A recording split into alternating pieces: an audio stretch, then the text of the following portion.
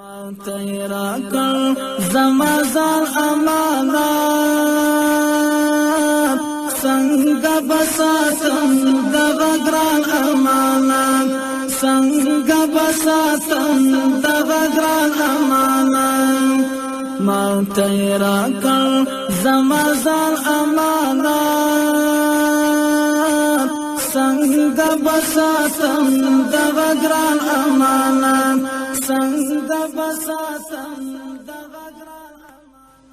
بسم الله الرحمن الرحيم الحمد لله رب العالمين حمد الشاكرين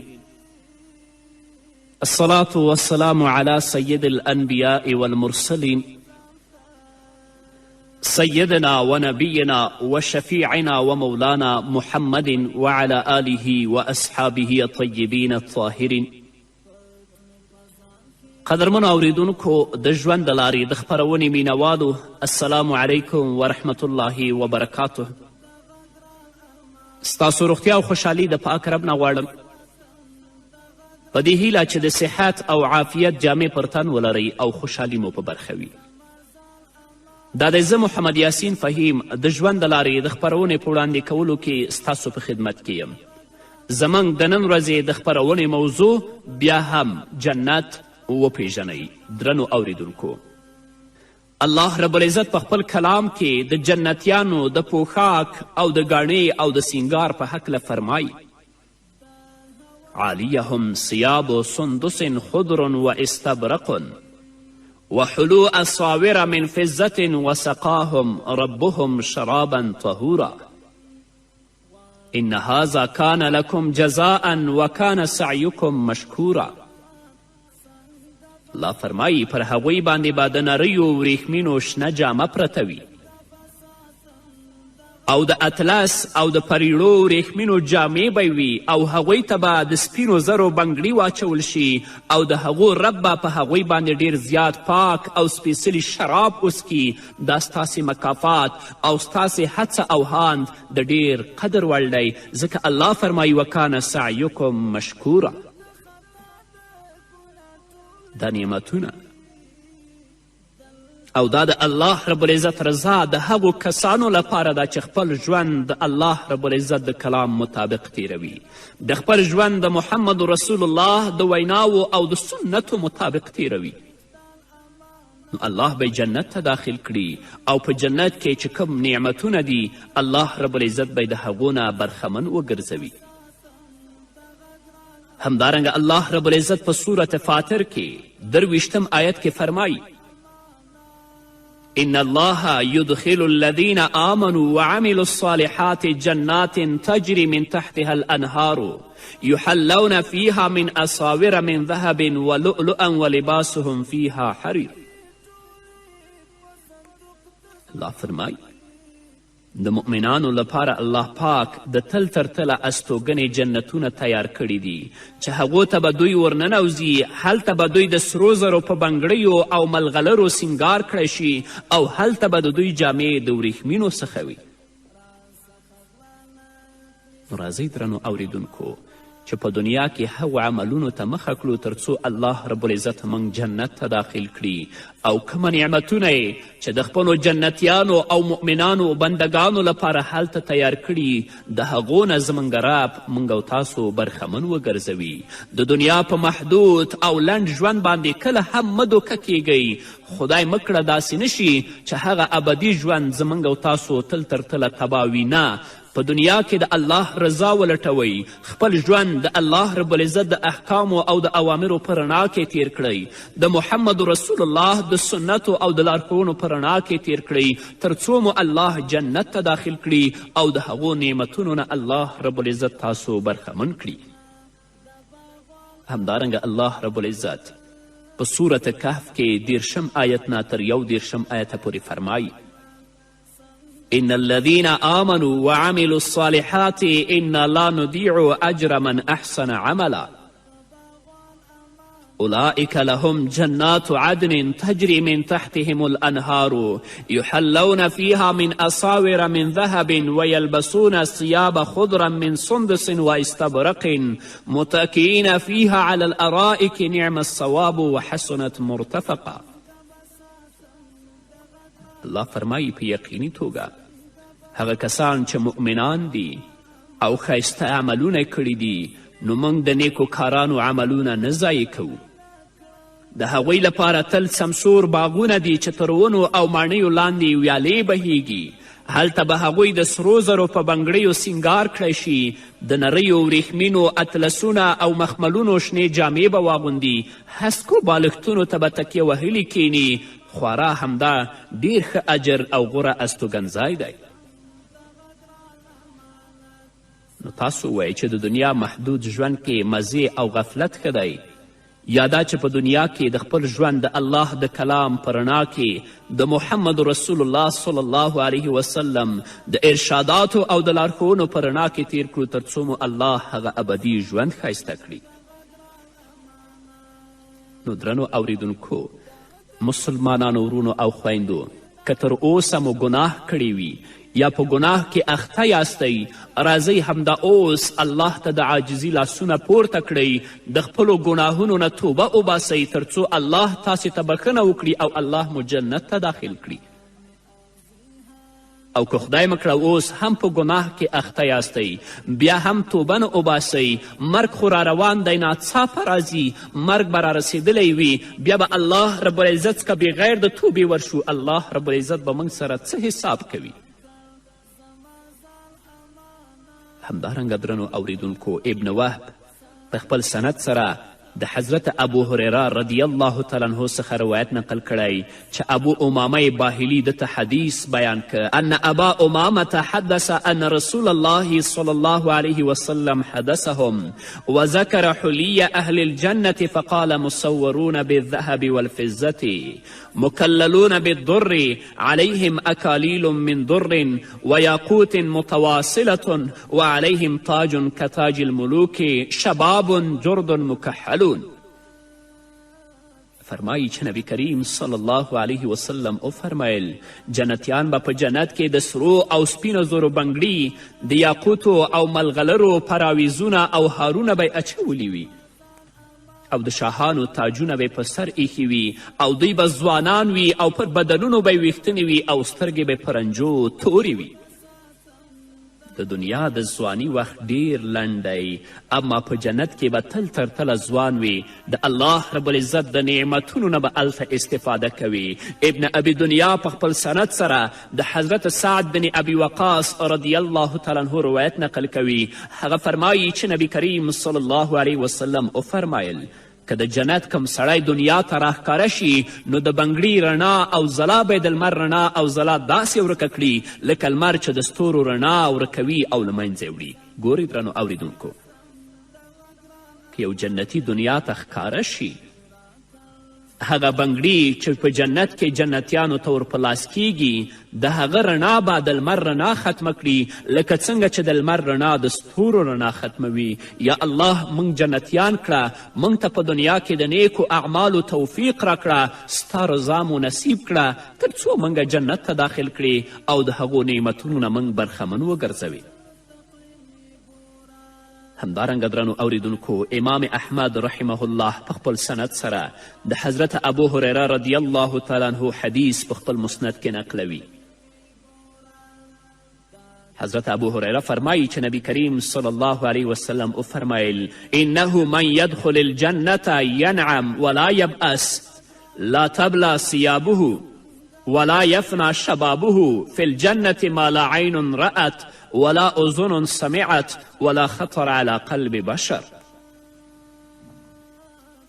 حضرت ابو هریره رضی الله تعالی عنه فرمایی چې نبی کریم صلی الله علیه وسلم وفرمایل څوک چې جنت ته وردننه شو نو تل تر تله به په خوښیو او نعمتونو کې وي، جامې به یې نه زړیږي، ځواني به یې نه خرابیږي او د ده لپاره به په جنت کې هغه څه وي چې نه سترګو لیدلي او نه په دې اړه غوږونو څه اورېدلي او نه د کوم بشر په خاطراتو کې ګرځېدلي. د دنیا خوشحالي محدوده ده، د دنیا آرامی محدوده ده، د دنیا ځواني محدوده ده، د لنډ وقت لپاره دی ټول. اما که الله در باندې خپل فضل، رحم او کرم وکړه او جنت ته داخل کړي، هلته به تل تر تله په خوښیو کې وي، تل تر تله به په نعمتونو کې ژوند کوي او تل تر تله به ځوان وي. یا الله موږ ته د نیکو اعمالو توفیق راکړه. همدارنګه امام احمد رحمه الله په خپل مسند کې د حضرت ابو هریره رضی الله تعالی عنه بل حدیث نقلوي. ابو هریره رضی الله عنه فرمایی ان نبی الله صلی الله علیه وسلم قال للمؤمن زوجتان یرا مخ سوقهما من فوق ثيابهما.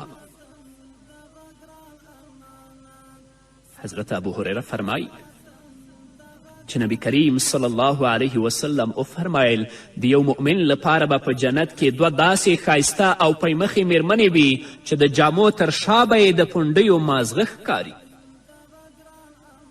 د هغو په ځان به جامې وي او جنتي جامې، خو الله به هغوی ته داسې پاک او صاف او شفاف بدنونه ورکړي وي چې د جامو تر شا به یې د هغو د پونډیو مازغه ښکاره کیږي. ځینې خلک دي چې ژوند په اخلاقي فساد کې تیروي، د دنیا ژوند ته ژوند ویلی دی، په مردارو اخته دي، دوی د جنت د دې نعمتونو او د حورو نه محرومه دي، د الله په عذاب کې گرفتاره دي. اما هغو کسانو چې د دنیا ژوند ته ژوند ونه یلی بلکې د دنیا ژوند نه ګټه واخیستله تر څو آخرت ځان لپاره ښایسته کړي، الله به په جنت کې د دې نعمتونو نه برخمن وګرځوي. همدارنګه درنو اوریدونکو، تبرانی په خپل سند سره د حضرت عبدالله ابن عمر رضی الله تعالی عنهما حدیث نقلوي. فرمایی عن عبد الله عن النبي صلى الله عليه وسلم قال اول زمرة يدخلون الجنة كأن وجوههم ضوء القمر ليلة البدر والزمرة الثانية على لون أحسن كوكب دري في السماء لكل رجل منهم زوجتان من الحور العين على كل زوجة 70 حلة يرى مخ سوقهما من وراء لحومهما وحللهما كما يرى الشراب الأحمر في الزجاجة البيضاء. حضرت عبدالله ابن عمر رضی الله تعالی عنهما فرمایی چې نبی کریم صلی الله علیه وسلم وفرمایل د مؤمنانو څخه لومړنۍ زمره او ډله کله چې جنت ته وردننه کیږي نو مخونه به د 14مې شپې سپوږمۍ په څیر وي. الله به دومره ښایست ورکړی وي، د دوی چهرې به الله دومره پاکې کړي وي لکه د 14مې شپې د سپوږمۍ په څیر. او دویمه ډله به د ځلانده ستورو په څیر وي، هر یو به د جنت له حورو څخه 2 ښځې ولري چې هر یوه به 80 ډوله پوښاک پر تن ولري چې د پوشاک او پنډیو د غوښو تر شا به د پنډیو مازغه داسې ښکاري لکه په سپینه بلورینه ښیښه کې چې سره شراب ښکاري. تاسو په یو داسې ګیلاس کې چې د شیشې وي سره شراب واچوئ څنګه ښایسته ښکاري. همدارنګې به الله رب العزت دوی ته دومره پاک او صاف بدنونه ورکړي وي چې د دوی په ځانونو به جامې هم وي خو د پنډیو مازغه به د جامو تر شا ښکاري. همدارنګه درنو اوریدونکو، حرمله بن وهب په خپل سند سره د حضرت ابو سعید خدری رضی الله تعالی عنه روایت نقل کوي. ابو سعید خدری رضی الله تعالی عنه فرمایی چې نبی کریم صلی الله علیه وسلم وفرمایل یو سړی به په جنت کې 80 کاله تکیه وهلی ناست وي، پخوا تر دې چې بل لور ته مخ کړي نو یوه ښځه به ورته د شا له لورې راشي او پر اوږو به یې ورته ورو غوندې ګزار ورکړي، نو چې کله مخ ور واړوي سړی به خپل مخ د هغې په مخ کې د هندارې په دود وګوري. چې کله مخ ور واړوي نو د هغې ښځې په مخ کې به د خپل مخ وګوري لکه څنګه چې تاسو هندارې او شیشې ته ګورئ. هغه ښځه به په دې سړي سلام واچوي، سړی به د سلام ځواب ورکړي او ورته به ووایي چې ته څوک یې؟ هغه به ورته ووایي زه خو د هغه اضافي ښځو څخه ښځه یم. او یا ډوله پوښاک به یې پر تن وي چې د پونډو مازغه به یې ورڅخه له ورایه ښکاري. تاجونه به په سر وي چې یوه ادنا ملغرلی هم د ختیځ او لویدیځ ترمنځ نړۍ رڼا کولی شي. داسې تاج به په سر وي که د هغه تاج نه یوه وړه غوندې ملغلره راواخلې او دنیا ته ښکاره کړې د مشرق او د مغرب ترمنځ چې څومره فاصله ده دا به ټوله رڼا کړي. دا په څه باندې ترلاسه کولی شو؟ په نیکو عملونو باندې. دا په څه باندې ترلاسه کولی شو؟ په دې باندې چې د الله رب العزت د حکمونو پابند شو، د محمد رسول الله صلی الله علیه وسلم د سنتو پابند شو، او که خدای مکړه ژوند په غفلت کې تیرېده بیا به د دې نعمتونو نه هلته موږ او تاسو محروم یاستو. نو ځان لپاره، تاسو لپاره او د نړۍ ټولو مسلمانانو لپاره د نیکو اعمالو توفیق غواړم د الله نه، تر څو الله رب العزت په جنت کې موږ او تاسو داخل کړي او د جنت د نعمتونو نه موږ او تاسو برخمن وګرځوي. په همدې هیله درنو اوریدونکو نور به واورو خو د یوې دمې نه وروسته. زما ځان امانت څنګه به ساتم دغه ګران امانت، څنګه به ساتم دغه ګران امانت. ما ته یې راکړ زما ځان امانت څنګه به ساتم دغه ګران امانت، څنګه به ساتم دغه ګران امانت. درنو اوریدونکو بیا هم زموږ سلامونه ومنئ. امام بخاري د حضرت انس بن مالک رضی الله تعالی عنه څخه روایت نقل کړی چې کله نبی کریم صلی الله علیه وسلم مدینې منورې ته هجرت وکړ، نو حضرت عبدالله ابن سلام رضی الله تعالی عنه د نبی کریم صلی الله علیه وسلم نه وپوښتل یا رسول الله د جنتیانو لومړنی خوراک به په جنت کې څه وي؟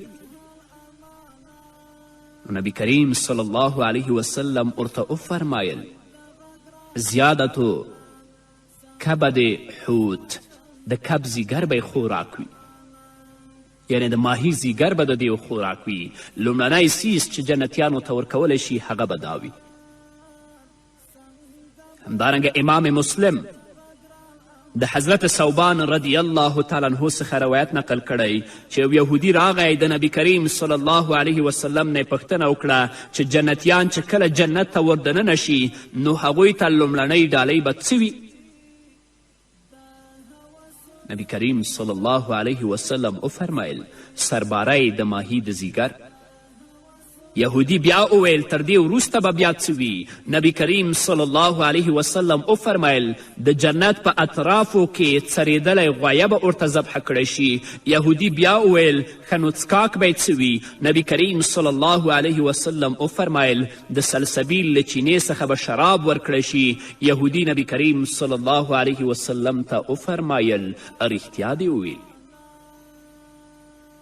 همدارنګه حافظ ابن کثیر په خپل تفسیر کې د عبدالله ابن عباس رضی الله تعالی عنهما څخه روایت نقل کړی چې نبی کریم صلی الله علیه وسلم وفرمایل جنتیان به سره په څکاک باندې همداسې راټول شي لکه د دنیا خلک چې د شرابو کوم مجلس جوړ کړي، نو وریځ به ورباندې راشي او یو څه پرخه به پرې ووروي تر دې چې یو به پکې ووایي چې پر موږ همزولې جنکۍ را ووروه. نو دا کومه وریځ چې د دوی په سر باندې ده هغه به همزولې جنکۍ پرې را ووروي. همدارنګه بخاري او مسلم د حذیفه بن یمان رضی الله تعالی عنه څخه روایت نقل کړی چې نبی کریم صلی الله علیه وسلم وفرمایل چې د سرو او سپینو زرو په لوښو کې خوراک او څکاک مه کوئ. لا تشربوا فی آنیة الذهب والفضة ولا تأکلوا فی صحافها فإنها لهم فی الدنیا ولکم فی الآخرة. ځکه دا د کفارو لپاره په دنیا کې دي چې په دنیا کې د سرو زرو او د سپینو زرو په لوښو کې دی خوراک او څکاک کوي، لکن ستاسو لپاره دا په جنت کې دي. په جنت کې به الله رب العزت د دې نه تاسو برخمن وګرځوي. الله رب العزت دې موږ ته د نیکو اعمالو توفیق راکړي تر څو چې الله رب العزت په جنت کې د دې نعمتونو نه موږ او تاسو برخمن وګرځوي. همدارنګه الله رب العزت په سورت رحمان کې 54 او 55 آیت کې د جنتیانو د فرشونو په هکله فرمایي جنتیان به پر داسې فرشونو باندې تکیه کوونکي ناست وي بطائنها من استبرق چې استرونه به یې د پریرو وریښمینو څخه وي وجن الجنتین دان فبأي آلاء ربکما تکذبان. الله فرمایي چې د باغونو څانګې به یې د میوو له زوره ښکته راکږې شوي وي. نو ای انسانانو او پیریانو تاسې به د خپل رب کومې لورینې دروغ وګڼئ. علامه ابن کثیر فرمایي فاذا كان البطائن من استبرقه فما ظنك بالظاهر. کله چې استرونه یې د پریړو وریښمینو څخه وي نو د مخونو په اړه ستا څه خیال دی چې الله رب العزت به یې مخونه د څه نه جوړ کړي اوسیږي. څنګه یې ترلاسه کولی شئ؟ د الله په طاعت سره، د الله په عبادت سره راځئ چې د الله د حکمونو، د الله د اوامرو پابند شو تر څو الله رب العزت موږ جنت ته داخل کړي. ډیری داسې کسان شته هم په ورونو کې هم په خویندو کې چې هغوی د جنت د نعمتونو نه تر اوسه خبر نه دي. هغوی د آخرت د سختو نه تر اوسه خبر نه دي.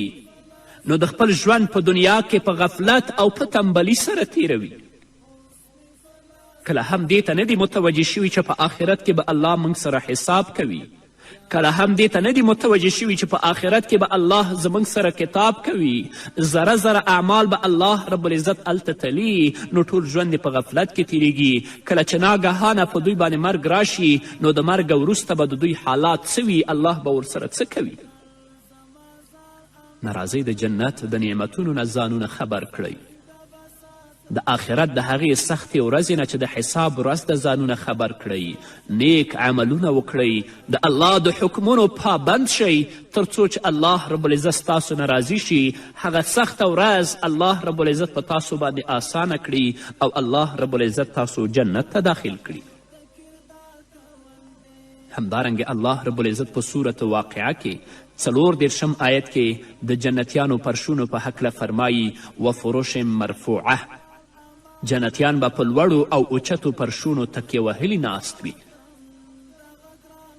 همدارنګه امام ترمذي او امام احمد رحمه الله په بیلابیلو سندونو سره د حضرت ابو سعید خدري رضی الله تعالی عنه روایت نقل کړی. وعن ابي سعيد الخدري عن رسول الله صلى الله عليه وسلم أنه قال وفروش مرفوعة قال والذي نفسي بيده إن ارتفاعها لكما بين السماء والأرض وإنما بين السماء والأرض لمسيرة 500 عام. حضرت ابو سعید خدری رضی الله تعالی عنه فرمایي چې نبی کریم صلی الله علیه وسلم د فروش مرفوعه په اړه داسې وفرمیل قسم په هغه ذات چې زما نفس د هغه په واک کې دی چې ارتفاع او اوچتوالی د ځمکې او آسمان د واټن په اندازه دی او د ځمکې او آسمان ترمنځ واټن د 500 کالو په اندازه دی. د جنتیانو پرشونه به داسې وي.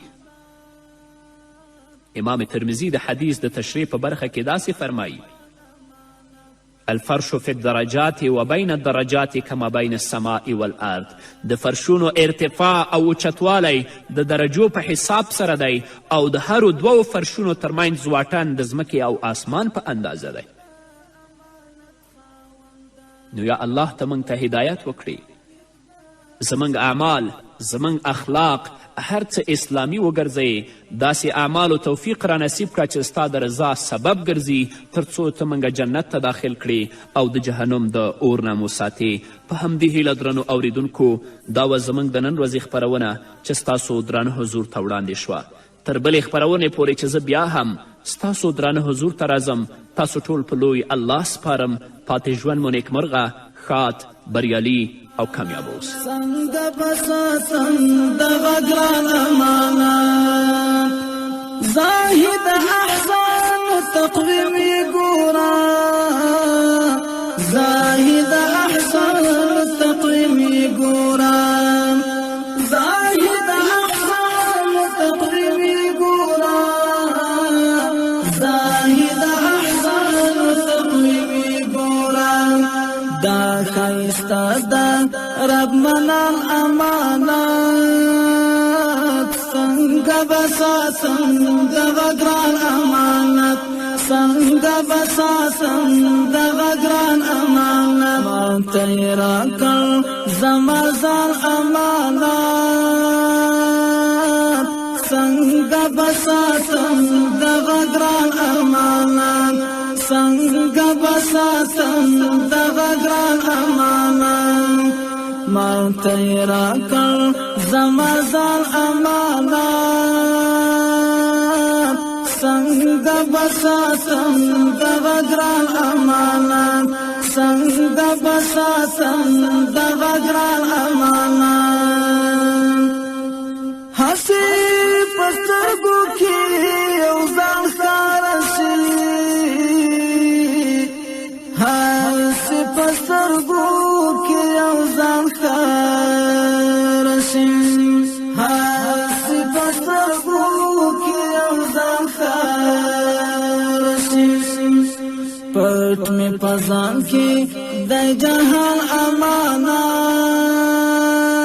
څنګه بساتم دغه ګران امانت څنګه بساتم دغه ګران امانت ماته یې راکړ زما ځان امانت څنګه بساتم دغه ګران امانت څنګه بساتم دغه ګران امانت د هوسونو دغه دیو منځ کې د هوسونو دغه دیو منځ کې د هوسونو دغه دیو منځ کې غواړم سارم ان په امانت څنګه بساتم دغه ګران امانت څنګه بساتم دغه ګران امانت ماته یې راکړ زما ځان امانت څنګه بساتم دغه ګران امانت څنګه بساتم دغه ګران امانت دلته خطا د ګناه ټولې کندې دلته خطا د ګناه ټولې کندې دلته خطا د ګناه ټولې کندې ګوندې خوندې به کړې وجدان امانت څنګه بساتم دغه ګران امانت څنګه بساتم دغه ګران امانت ماته یې راکړ زما ځان امانت څنګه بساتم دغه ګران امانت څنګه بساتم دغه ګران امانت نغدې ټولې په صندوق د زړه کې نغدې ټولې په صندوق د زړه کې نغدې ټولې په صندوق د زړه کې نغدې ټولې په صندوق د زړه کې راڅخه غلا نه کړي شیطان امانت څنګه بساتم دغه ګران امانت څنګه بساتم دغه ګران امانت ماته یې راکړ